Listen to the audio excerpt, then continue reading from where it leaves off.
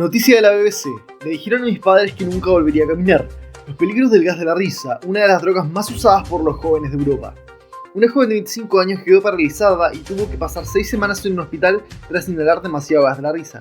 Molly, quien vive en Gales, Reino Unido, sus médicos hallaron una inflamación en su médula espinal y daño cerebral en marzo debido a la droga, que también es conocida como óxido nitroso. Se trata de un gas que se vende en cápsulas de metal y que se ha convertido en una de las drogas más utilizadas por los jóvenes de 16 a 24 años en el Reino Unido y otros países europeos. En enero de este año, los Países Bajos se convirtió en el primer país del mundo en ilegalizar su uso. 2 meses después, el primer ministro británico, Rishi Sunak, anunció su prohibición en el Reino Unido. Histórica coronación de Carlos y Camila abre nueva era para el Reino Unido. En la primera coronación en 70 años, miles de personas se volcaron este sábado a las lluviosas calles de Londres para presenciar una ceremonia medieval, pero con toques modernos.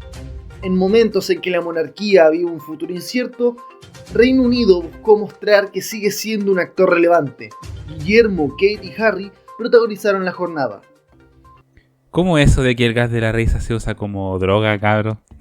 Es todo algo nuevo para mí. Igual, como tú mencionaste, recalcar que se usa la pastilla, o sea, el recubrimiento metálico que se usa principalmente como sedante, como los dentistas lo usan porque te quita como la ansiedad y te relaja. Me estaba acordando del Guasón en los cómics de Batman, en que gran parte de su actuar dentro del mundo de cómics y series y películas es a base del gas de la risa. De hecho, era la manera en cómo él también contaminaba a la gente y las dejaba en un estado en el cual claramente no estaban en sus cabales y claramente ese era el daño que generaba. Ahora, volviendo ya al plano real, claro, esa es la pregunta. ¿Cómo un gas que ya se conoce que es de uso médico, porque como tú bien lo decías, Vicente, es un gas que se utiliza en el área dental, cómo ese gas, primero, se consume en pastilla y segundo, es un consumo se usa para el consumo recreativo y con los daños que esto puede generar? No estamos hablando de otro tipo de drogas más naturales como por ejemplo el caso de la marihuana, por ejemplo. Sí, pues tenéis toda la razón, pero yo creo que es más importante que ahora, no quitando la importancia obviamente a la noticia anterior, pero más contingente, el tema de la coronación de Carlos III, Andrés.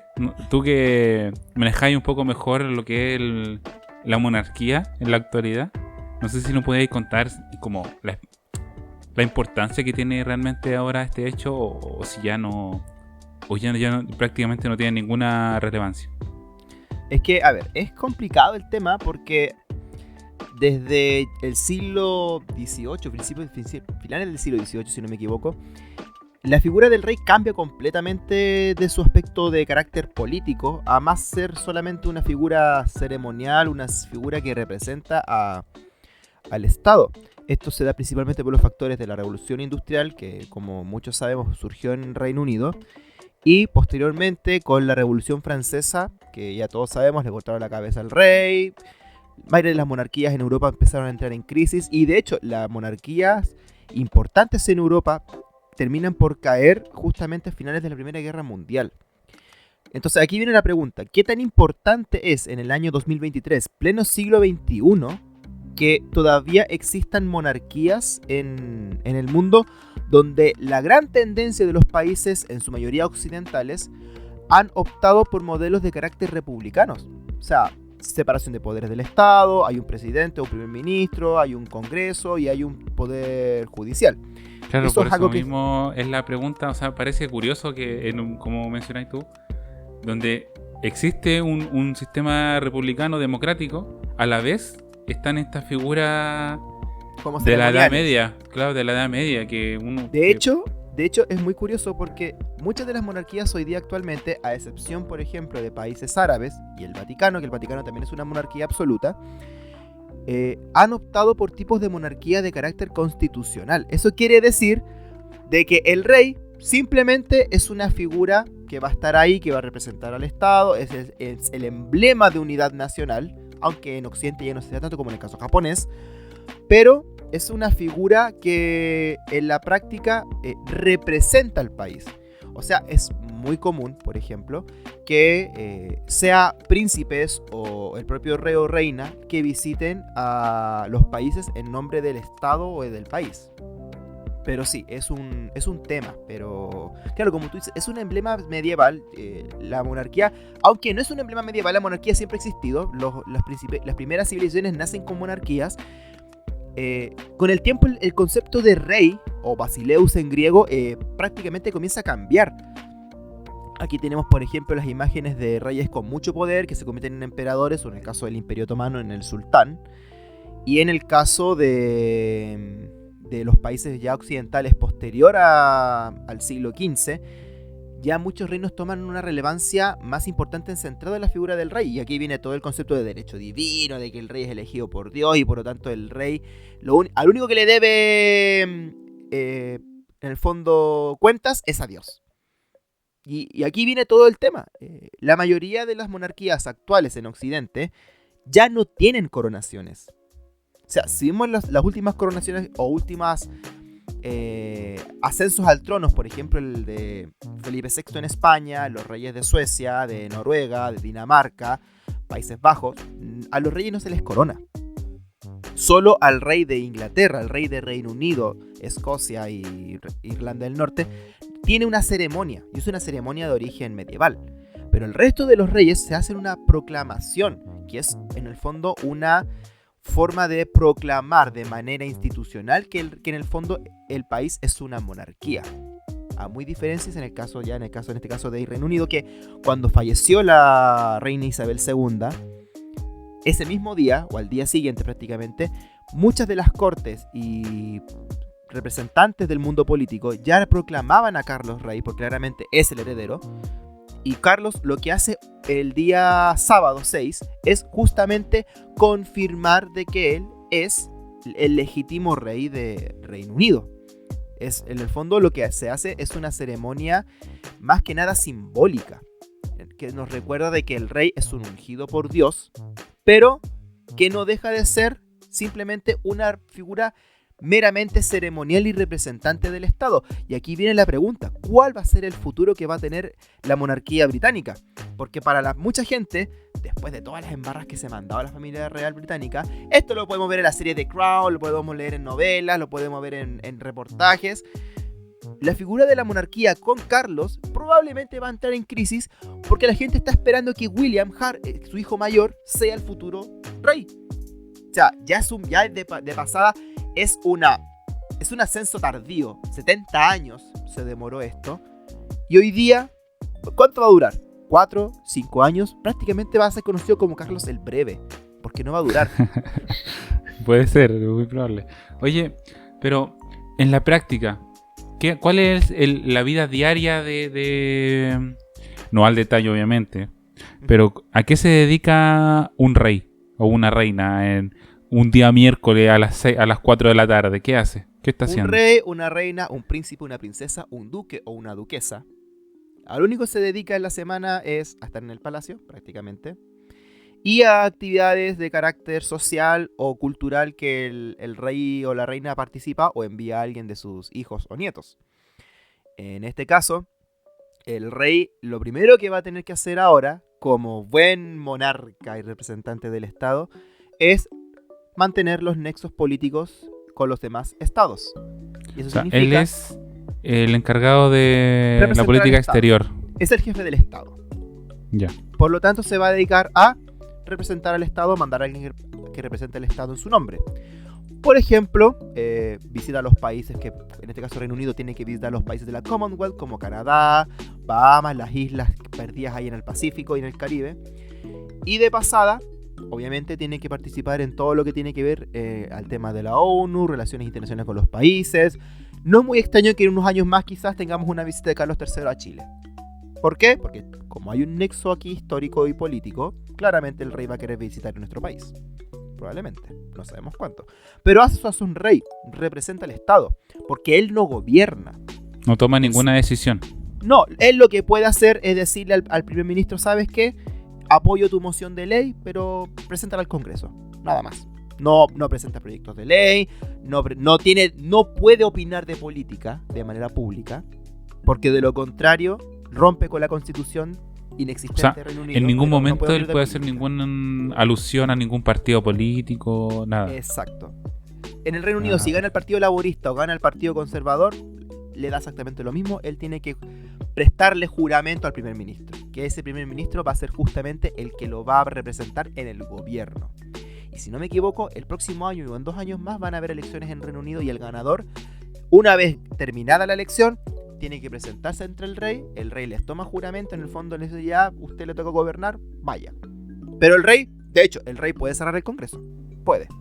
Solo cuando llega a un acuerdo con el primer ministro. Pero antes no puede. Pero en la práctica el rey no tiene ningún peso político, solamente se dedica a decir, ok, ¿qué voy a comer hoy día viernes? O, ¿sabes qué? Me voy a ir a Escocia de vacaciones. Eso es lo único que hace el rey prácticamente en su vida diaria. O andar a caballo. Oye, ¿y en Japón tenemos emperador, o no? Tenno, sí, el emperador japonés tiene la misma función que el resto de las monarquías constitucionales. El Tenno japonés, que es el nombre oficial con el que se le conoce al emperador, que significa cielo o hijo del cielo, el Tenno justamente tiene la misma función, representa al Estado, no sale de su palacio, pero aquí hay una cosa muy curiosa, que él puede mandar a solicitar una reforma a la Constitución cuando en el fondo hay un tema relacionado a la sucesión. Porque en este caso, el actual emperador de Japón tiene una hija, pero por ley la hija no es heredera al trono, sino es el hermano menor del emperador quien tiene derecho por sobre la hija del emperador para ser el futuro gobernante, el futuro representante de la dinastía Yamato en la isla. ¿Y no tiene más hijos? No. Ahí no hay ningún hombre intermedio. O sea, si le pasa algo al hermano mayor, asumiría la hija, ¿no? En ese caso, asume el hijo del hermano mayor porque es el siguiente en línea del trono. Pero, esa es la trampa. Y por lo tanto, la emperatriz, la señora del emperador, entraría a ser la regente o la madre del hijo del hermano del emperador. ya. Y también entraría a ser regente. No, sí, la ley sálica en Japón se ha mantenido por mucho tiempo. Sí, la verdad, las cosas. Pero han habido hay emperatrices. Sí, pero muy pocas, la verdad. En el fondo lo que importa es más la figura masculina. Les importa quién está sentado en el trono. Y si el que está sentado en el trono es un hombre que puede engendrar, la dinastía se va a mantener. Porque hay una teoría que dice que la dinastía japonesa es la más antigua del mundo. Que no se ha cortado justamente por lo mismo. Porque todos los emperadores han sido padres, abuelos, tatarabuelos de los emperadores. Por eso se llama la dinastía Yamato. En el fondo no se ha roto esa cadena. Muy diferente en Europa, donde, por ejemplo, actualmente en Reino Unido está la casa de Windsor, que tiene un nombre alemán, pero porque la reina Victoria se casó con un alemán que dio el apellido, pero anterior habían otras dinastías, porque van cambiando.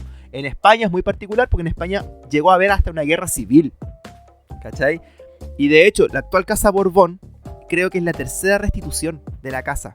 ¿Qué significa eso? O sea, que han retomado el poder. Han retomado el poder por la vía armada o porque en el fondo se llegó a un acuerdo para que ellos volvieran al poder. Y de hecho, se supone que el que debía haber gobernado era el abuelo de Felipe VI. Pero Francisco Franco, dictador generalísimo de España, se saltó esa línea y nombró a Juan Carlos I como monarca cuando él muriera. Murió Franco, Juan Carlos llegó al poder y Juan Carlos se mandó la embarrada de los elefantes en África y ahora tenemos una estatua de él apuntando al oso de Madrid, gracias a un chileno. Muy bien ahí, representando la realidad de la monarquía española. Y Felipe asumió el poder porque, ojo, legalmente el rey no puede renunciar, pero se hizo una modificación para que pudiera renunciar al cargo para que asumiera su hijo. No puede. Pero, ¿y si en algún momento dice, no, ya no quiero ejercer? No, me voy a quedar acostado todo el día. Se tiene que hacer una modificación en la ley, bla, bla, bla. Se tiene que pero él se puede ir preso. No, simplemente deja el poder y listo. En el fondo, locura, pero mantiene los derechos. Ahora, la trampa aquí. Cuando muera Juan Carlos, legalmente él no va a tener funeral de rey a menos que su hijo Felipe lo decida. Ahí perdió. Bueno, que una estupidez al final, pero. Claro, estamos enterrando a otro. Es como lo que pasó hace poco con el Papa Benedicto XVI cuando murió. Que en un principio decían no va a tener funeral de papa. Y tuvo funeral de papa. Porque se le otorgó ese derecho. Claro, porque era papa. está la opción de que no, pero en verdad es mucho mejor que sí, que se le entierre nomás como rey. Y Claro, chao. para que se le reconozca que en el Claro. fondo tuvo un cargo importante. Y bla. Nosotros tenemos ahora a nuestro embajador. Ahí nos podría hablar de cómo se ve la monarquía en ese hermoso país. Bueno, España es un país que está bien polarizado. Acá se habla de los de izquierdas, de los de derechas, los fachas. Hay muchos líos políticos en las comunidades autónomas. Mientras más lejos de Madrid, más en desacuerdo están con la monarquía. Acá en la zona de Vic, el corazón de Cataluña, se ven stickers, stickers con una corona, con una corona tachada. Se ven grafitis en contra de la monarquía y también los lemas de unidad, acción y república. Unidad, acción y república. Entonces, hay grupos organizados en contra de la monarquía, grupos políticos que se manifiestan en contra. Y bueno, en Cataluña siempre el tema político es importante. Hace poco conocí a un joven catalán estudiante de ingeniería mecatrónica que me decía que la situación política en Cataluña era muy complicada. De que había un dicho que era bien conocido en España que se dice: a Cataluña hay que bombardearla cada 50 años. Entonces te ¿Cómo? imaginarás. Así decía. No puede ser. Y durante la dictadura de Franco hubo bombardeos en los pueblos catalanes. Entonces son temas muy delicados de hablar. Acá en este podcast no tomamos posturas, por supuesto. Y hay personas que están a favor, hay personas que están en contra, por la tradición, por lo que representa, porque también la realeza, la monarquía, simboliza como el poder del Imperio Español. De que si bien está bastante disminuido en poder e influencia, sigue siendo un país grande de Europa, sigue siendo un país con muchísima historia cristiana, tienen una gran herencia arquitectónica musulmana también, herencia latina, y es uno de los países contendientes a ser el heredero espiritual del Imperio Romano. Entonces no es menor. Entonces la realeza se asocia a todo eso.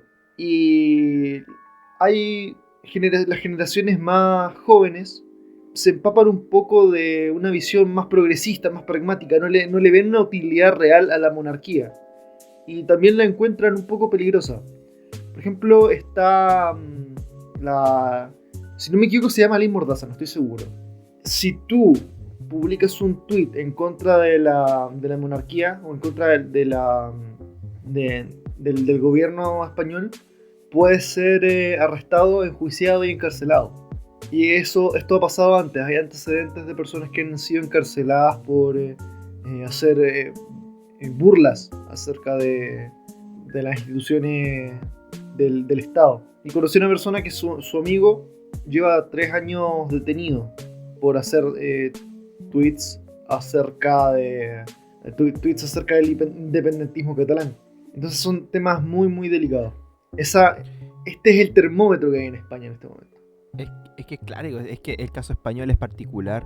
Contrasta un Conocido. poco con la idea que se tiene de que en Inglaterra o en Reino Unido la visión de la... Bueno, no en Inglaterra voy a decir.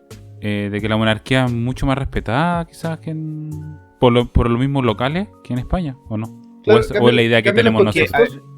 Cambian los contextos porque, a ver, en el Reino Unido sí hay fuertes visiones en contra, sobre todo de otras zonas de, por ejemplo, vas a Claro. Escocia, Irlanda, vas a sobre todo. Escocia, no es bien visto, están completamente en contra, cánticos, lienzos, cuando falleció la... Pero sí, de hecho, cuando hace una semana atrás, más o menos, los hinchas del club Celtic haciéndole cantos en contra a la ceremonia de coronación de Carlos. Ahí te demuestra claramente que hay se metieron en la ceremonia por donde mejor les cupiera. Claro, hay visiones negativas también en Inglaterra. La diferencia es, y esto lo vi en un video hace poco en TikTok, TikTok una vez que más siendo la gente- fuente haciendo fuentes sí, digna, entre comillas. Pero había un video, Grande un chileno que andaba justamente en Londres para el día de la coronación. Y había gente manifestándose en contra de la ceremonia y del propio rey con el lema tú no eres mi rey. Ese era el lema en traducción en español. Y el chileno se acercó a entrevistarlos y nadie quiso hablar, porque nadie quiere salir en cámaras. Porque yo creo que también está este mismo tema. A ti te ven en una manifestación en contra de la monarquía y es muy probable que al día siguiente que te descubren que estás ahí mismo, chao, te fuiste de la pega. O sea, hay una defensa por parte de mucha gente todavía, sobre todo jefes, dueños, hacia la figura del monarca. Al que esté de turno, porque al final de cuentas hay que decirlo, a la gente en Inglaterra no le gusta mucho Carlos, pero es el monarca de turno. Si Carlos no se hubiera mandado las cagadas que se mandó con Lady Di, a Carlos lo querrían. Así sencillo.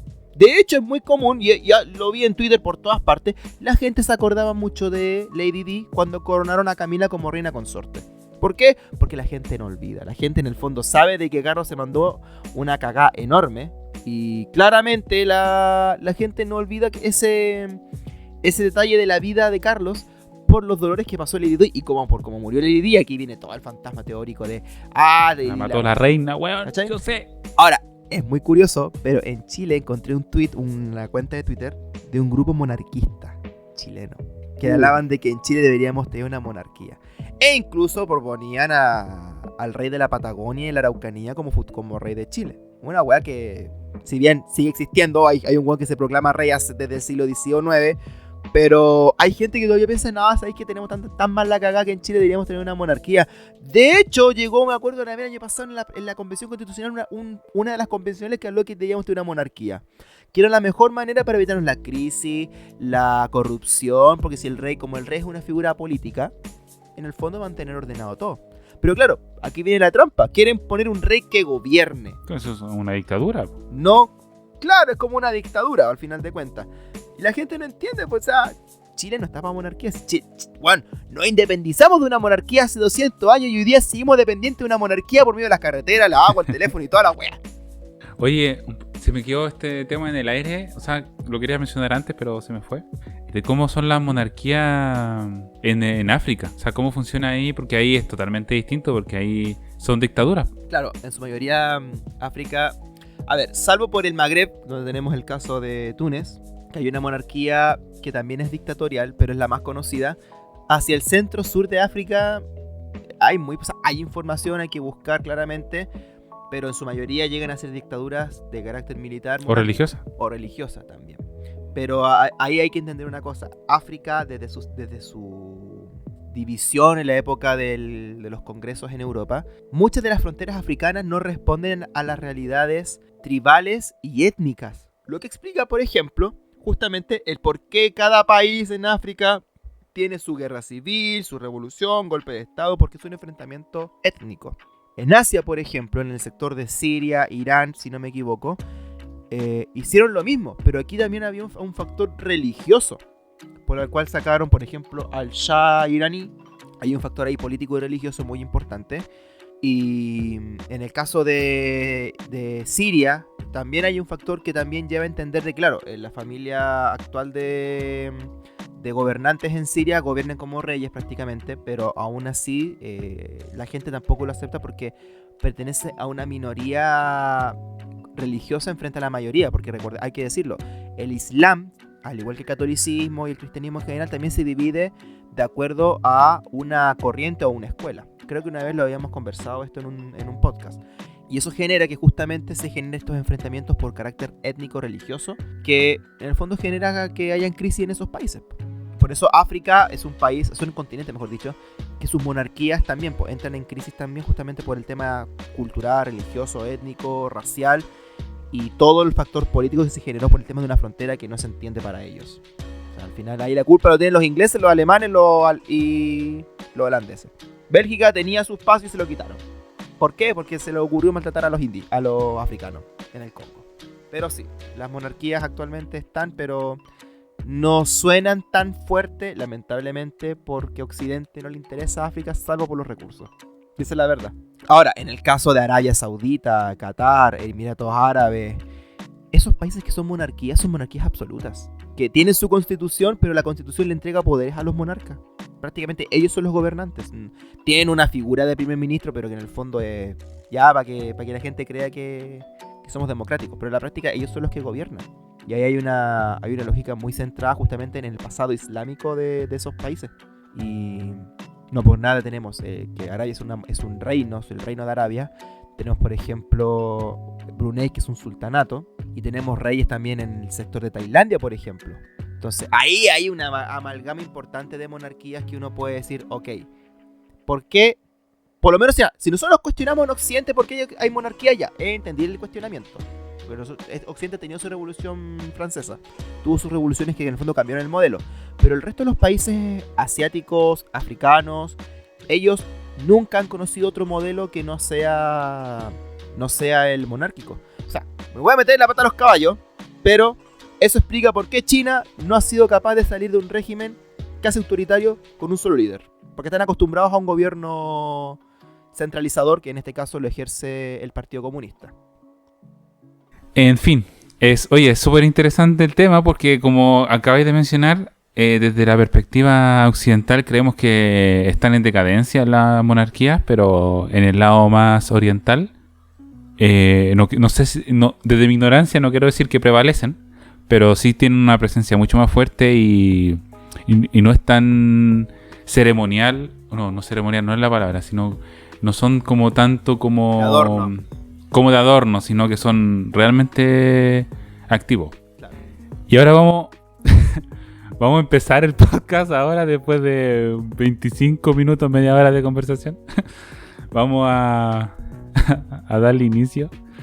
Esta parte de las noticias las tenemos como una introducción, pero ahora se nos alargó, pero no importa. Sí, total. No habíamos ni partido, o sea. No habíamos ni partido, pero no importa. Le damos la bienvenida a un nuevo capítulo de Todo y de Nada. Y quiero decir que no estoy solo, para su sorpresa, no estoy solo. Estoy como aquí con mi compañero Andrés, para que salude, perdón. Hola, ¿cómo están? Bienvenidos a De Todo y de Nada. Y no somos ni creación de Loquendo, ni somos ni creación de ChatGPT, somos de verdad. Y ahora, desde España, desde nuestra querida madre patria, tenemos que saludar a nuestro embajador chileno que ha escapado del tercer mundo. Salúdese, señor. Hola, soy Felipe y estoy acá en Vic despachando. Está despachando desde España este hombre. Despachando desde España. Finalmente, hostia, de nuestro grupo de amigos, el único que ha logrado salir y escapar de Latinoamérica, aunque lo suyo es temporal. Ahora vamos a pasar a un tema un poco distinto a lo que veníamos conversando, pero no deja de ser interesante y todavía es bastante nuevo porque todavía se están haciendo muchas investigaciones al respecto sobre los microplásticos. Hay que decir, como pequeña introducción, que así como existieron la edad de bronce, de hierro, cobre también, no me sé el orden. Mira, no me pregunté por qué esa weá nunca me la aprendí en la universidad, pero va bien. Pero ya tenemos la edad de los metales. Sí. Ahora estamos en la edad de los plásticos. Reconocida como la edad de los plásticos. No por nada, sino porque los producimos en masa. De hecho, hay una canción de Los Prisioneros que habla de la era del plástico. Estamos hablando de que ya desde los 70, 80 estamos en la edad del plástico. No, y el plástico se descubrió, o se creó, una combinación de las dos, en 1907, por ahí. No recuerdo bien el año. Ya llevamos más de 100 años con el plástico, con los polímeros artificiales entre nosotros.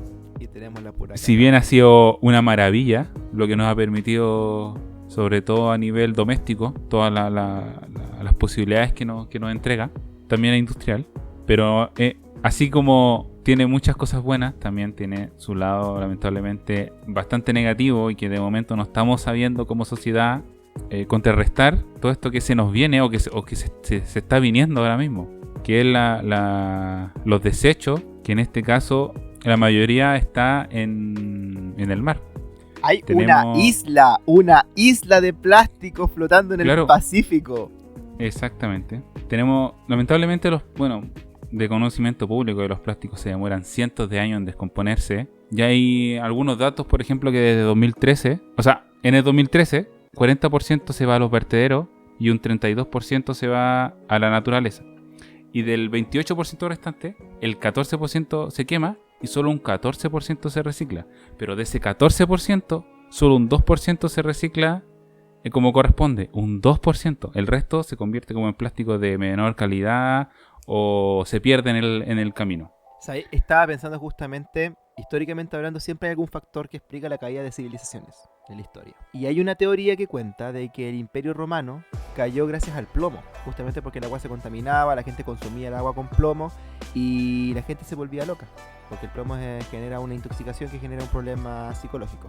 Bueno, ahí viene el tema del plomero, el plomeraje, que en el fondo es una labor importante en la historia hasta el día de hoy. Lo que no me extrañaría de que en este año 2023 y quizás 100 años, 200 años más adelante, la civilización caiga justamente por esta contaminación que nosotros consumimos debido a la presencia del plástico o microplásticos en nuestro cuerpo. O sea, no es muy extraño pensar de que nuestro cuerpo ya tiene microplásticos debido al consumo de agua. Tiene. Ya tiene. Que tenga. Y hay animales que ya se...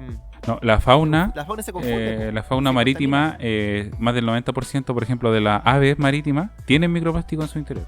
Y tenemos muchos microorganismos, mucho plancton, que también está lleno de microplástico, y desde ahí empieza la cadena alimenticia hasta para arriba, hasta llegar a nosotros con microplásticos. Pero, ¿qué son los microplásticos? No he dado la explicación, que es bastante simple. Son pedazos de plástico de menos de 5 milímetros, o de hasta 5 milímetros, que muchos los generamos nosotros, ya sea, hay muchos que en los cosméticos, en los jabones o también en las pastas de dientes, nosotros ponemos microplástico, pero también está la otra parte que es la mayoría, es verdad, que es los microplásticos que cae plástico al mar y por degradación, por la radiación del sol, lo del rayo UV, se van degradando y cada vez se van dividiendo en partes más pequeñas hasta que se generan esos microplásticos que llegan hasta nuestras comidas. Oye, Felipe, consulta. Bueno, acá en Chile ya sabemos muy bien, bueno, por ley, ningún local, salvo la feria o salvo que no haya más necesidad, tiene permitido entregarte productos con bolsa de plástica. En España, por tu experiencia estando allá, ¿cómo ha sido la diferencia? Si es que has notado alguna diferencia, tenemos la misma mecánica, por ejemplo, para trasladar los productos, o definitivamente siguen entregando bolsas de plástico. Acá en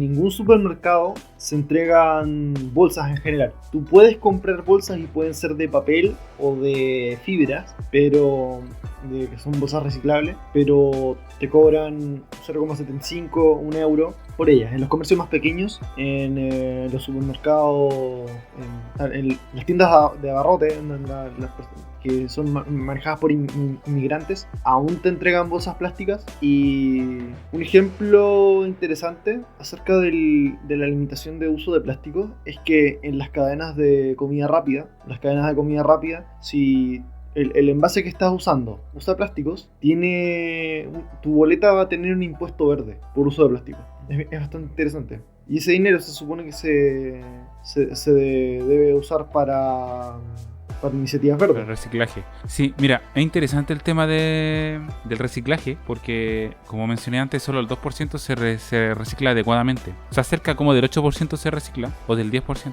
Pero mucho se pierde y otros se producen como plástico de menor calidad. E incluso hay tipos de plástico, hay muchos tipos de plástico, no voy a entrar en ese tema porque ahí realmente me pierdo. Pero hay distintas como combinaciones de plástico que no pueden ser recicladas infinitamente, que en el camino de cada reciclaje se va perdiendo y puede ser hasta perjudicial el sobrante que va quedando de cada Pero reciclado. Ojo, el 90% de los plásticos de río que acaban en el mar vienen solo de 10 ríos del mundo. Y 10 ríos africanos y asiáticos.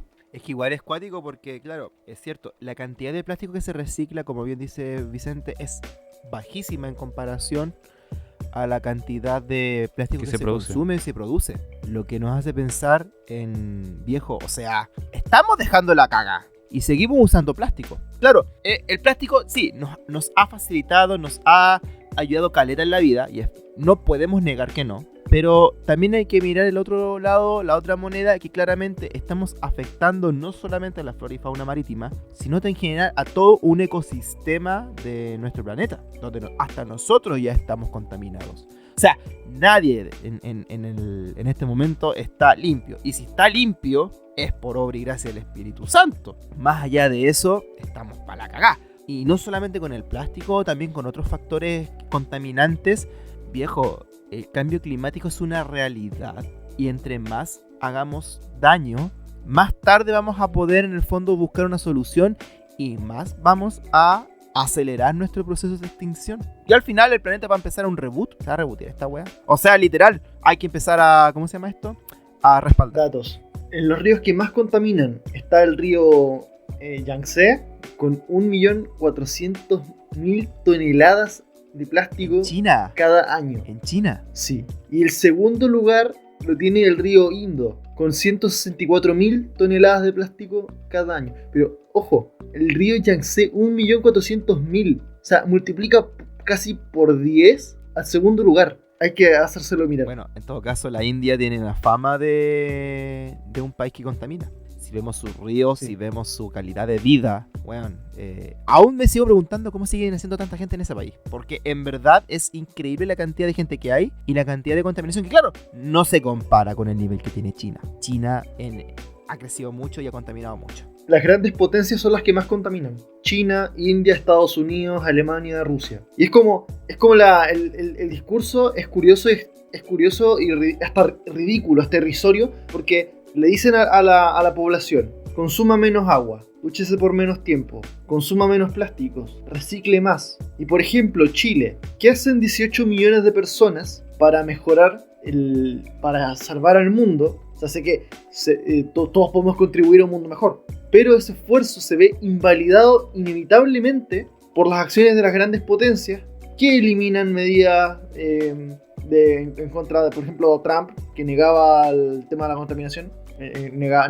la contaminación y insistió para promover industrias contaminantes para favorecer su economía a su antojo, a su ventaja. Ahí, factura. Rusia, que también facturando. Entonces se piensa en el presente nomás, en el futuro inmediato. Rusia lo mismo, China lo mismo. Entonces, ¿qué hacen los países que con menor población? O, por ejemplo, Europa, que la mayoría de los países europeos tienen poca población. Por ejemplo, ahora, último ejemplo. Alemania está intentando detener o aplazar lo más posible la transición hacia vehículos eléctricos, perjudicando a todo el resto de la Unión Europea. ¿Por qué? Porque Alemania, la economía alemana, está vinculada directamente a la industria automotriz. No vamos a decir la marca porque no nos Entonces, auspicia este canal. A esta altura del grupo. A esta altura. Pero es cierto, o sea, cómo los países chicos, por ejemplo Chile, logra o se inserta en este mecanismo de, oye, ¿qué hacemos ahora para no seguir contaminando?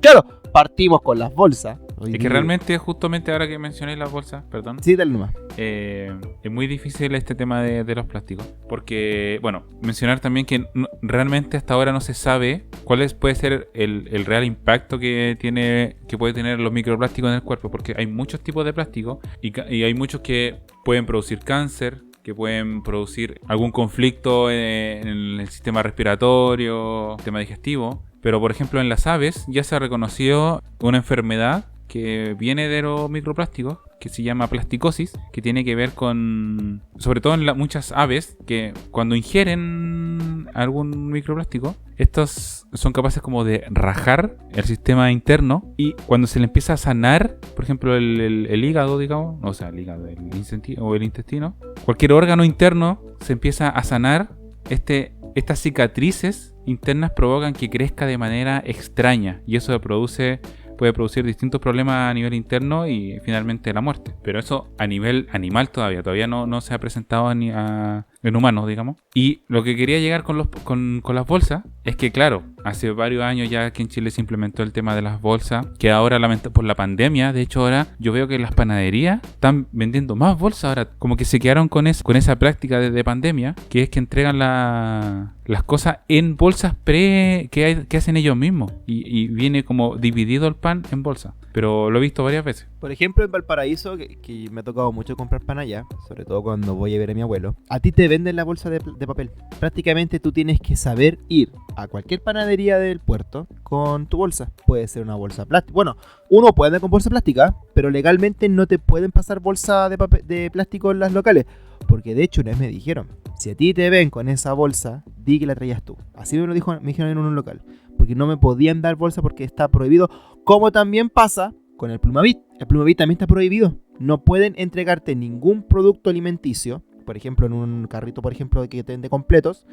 no te pueden entregar el completo en un Plumavit. Lo tienen que hacer entregar en un cartón. ¿Por qué? Porque también el Plumavit es un agente contaminante que también tiene la caga, porque también viene de origen plástico. Entonces, claro, el Plumavit funciona muy bien para mantener la temperatura. Es cierto, no lo podemos negar. Pero también pone en riesgo también el tema medioambiental. Sí, el principal problema del plástico son estos productos totalmente desechables. O sea, tenemos la mayoría del plástico desechado son bolsas de basura, bolsas de empaquetado. Y en el empaquetado, en el packaging, es donde está el fuerte. Porque todos tenemos, no sé, jarros, botellas, vasos de plástico que los tenemos aquí años. Es una de las gracias que duran muchos años. Pero en el packaging, ahí es donde está la mayoría de los desechos. Porque sirve mucho para conservar la comida, porque si no, no duraría nada. Y de hecho, si no se usara el plástico, se botaría mucha más comida, y ya se bota cerca de 1/3 de la comida. Y esa comida descompuesta produce metano, que el metano obviamente aporta al aumento de las temperaturas, claro, y contamina... con el, ¿cómo se llama? Efecto invernadero. Exactamente. Y las bolsas, que fue lo que se me quedó atrás, que es que para que veáis el nivel y por qué es tan eficiente el plástico, lamentablemente, tan bueno pero tan malo, que para que una bolsa de algodón sustituya a una bolsa de plástico, tiene que usarse 7100 veces una bolsa de algodón para que el impacto que tiene crear la bolsa de algodón sustituya una bolsa plástica. ¡Chucha, el numerito, weón! Nuevo cómputo. Para que veáis, o sea, incluso en impacto ambiental es mucho más barato producir plástico que producir otro tipo de producto. O sea, es que es muy eficiente. El tema son el uso de los desechos. Es la única pega que tenemos. Abaratamos el uso costos, de los ¿a qué desechos. costo? Exacto, pero es que los costos son muy baratos y tampoco contamina mucho por unidad. Pero cuando vamos a lo desechable que es todo, es donde ahí realmente la cagamos. Entonces es complicado, es un tema muy complicado. Es que parece muy simple cuando lo vemos desde afuera, pero lamentablemente no es algo que no se hace. Sobre todo porque la mayoría de empresas, las que más contaminan son China, son Angola, son de India. India, China, norteamericana, y rusa. están en un constante todavía, sobre todo India ahora, que en un boom de desarrollo, que se estima de hecho que en los próximos años supere a China en un tema de producción, no sé, de Producto Interno Bruto, no sé cuál es el dato duro ahí, pero lo que menos le importa ahora a esas potencias es el tema del reciclaje. Entonces, si ya, como decís tú, las empresas realmente encargadas de esto no se hacen cargo, es poco lo que nosotros podemos hacer. No hay instituciones tampoco porque no hay dónde dejar los productos. O sea, es un cacho de reciclar. O sea, si nosotros podríamos separar la basura, ¿dónde la vamos a dejar? Si al final a los vertederos va a ir toda junta igual. O sea, en algún punto se va a mezclar porque no hay dónde dejar la basura. No hay puntos de reciclaje. Oye, Felipe, ¿ahí hay puntos de reciclaje? Depende del lugar. En los municipios más pequeños no hay puntos para reciclar. Entonces es bien complejo el tema, porque solo las ciudades grandes están tratando sus residuos, y se hace necesario y urgente que ciudades de 50, 100.000, 200.000 habitantes tengan lugares donde reciclar. Porque en el caso, yo pienso, Vic es una ciudad que es pequeña, supongo, en comparación a Barcelona. 50.000 habitantes versus 1.600.000. Ah, bueno. No es nada. Es como Rancagua versus Taipei. Una wea así. El ejemplo. No sé si me ocurrió lo más por decir una ciudad china, weón. Rancagua versus Taipei. Les ganamos. El 1v1 ahí y todo.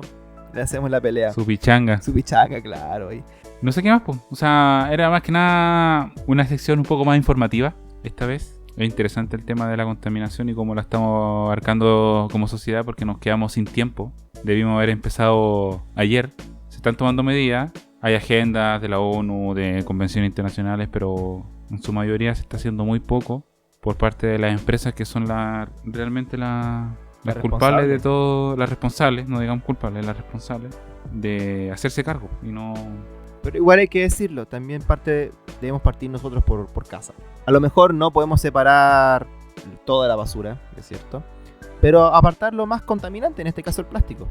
Yo creo que Sí, igual no hay que darles volverse espacio. tan loco. Mira, si, como decís tú, se parte de a poco. Tratar de reducir los plásticos desechables. Lo mismo que mencionaste tú por ejemplo, en la feria. En vez de pedir todo con bolsa en la feria, pedir sin bolsa. Uno va con su bolsita y con su carrito y en la medida de lo posible tratar de no pedir tanta bolsa. Cuidar los plásticos que tenemos aquí que son o sea, que no son desechables, digamos, los cargadores, cables, no sé, los hervidores, por ejemplo, que todo eso es mucho plástico, pero tratar de cuidarlo para que dure lo más posible. Eso, chiquillos, ¿qué les pareció Muy bien. el temita? No, hay un tema contingente. ¿Para qué estamos con cuentos? Al final también hay que saber cuidar el planeta. Si no, no vamos a dejarle nada a nuestros hijos. Si es que tenemos hijo? tener hijos. Claro, ¿Qué hijo? Ya nadie tiene hijos ya. A menos que sea Ahora republicano. todos tienen gato y perro. Bueno, pero dejémosle algo a ellos también. Y a sus hijos y a las crías de ellos. Por último. Ya, pues, estaríamos entonces, chiquillos. Un muy buen capítulo, creo yo. Sí, súper bien. Corto y preciso. Y nos estaríamos viendo ya la siguiente semana. Esperamos arreglar que este capítulo haya quedado sin errores de sonido. Por favor. Por favor. Nos vamos a dar cuenta ahora que terminamos de grabar si hay alguna pifia. Y muchas gracias por escucharnos y compartan y comenten en alguna publicación que hagamos en Instagram, no sé, en TikTok, en YouTube. Así que nos vemos la próxima semana. Síganos a todas las A pedir redes. la localidad. Nos vemos. Chao, chao. Chao, chao. Nos vemos. Chau.